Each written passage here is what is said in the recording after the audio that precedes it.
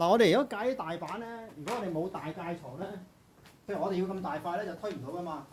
咁我哋就推個細咯，記唔記得？你而家度咗幾多啊？90.4，90.4。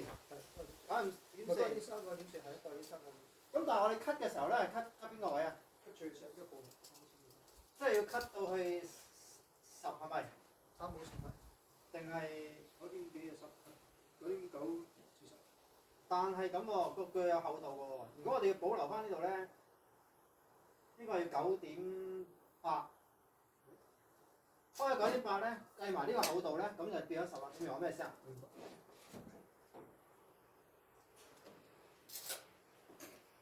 一定要計埋嗰個腳片嘅厚度啊！好啦，你俾我升高埋一腳，呢度唔夠。冇錯 ，OK 夠 ，OK。嗱，我就你推啊。OK。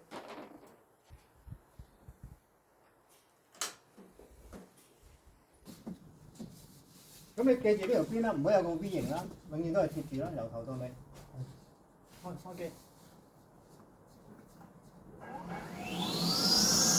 你開得㗎啦，用感覺，唔好用眼睇，用感覺加就係。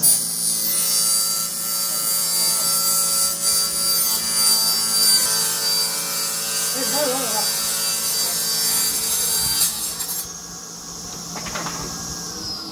好啦，通常好少人喺嗰度接嘅，通常因為推過，因為我幫到手。即係兩隻手喺度。係啦，冇錯。唔好交叉同佢識嘅。冇錯，向前推過嚟好重要嘅。交叉呢度唔使驚，因為呢個係會。係啦，冇錯。下次交叉。同埋有少少45度，總之你睇住呢條邊咯，你就唔使走嚟呢度嘅，由佢跌落去。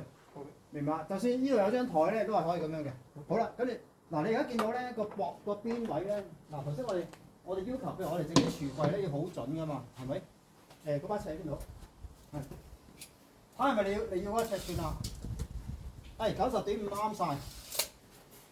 啱晒 OK 好，咁你而家計埋嗰度，你搞掂叫我出去做埋其他嘢先。好。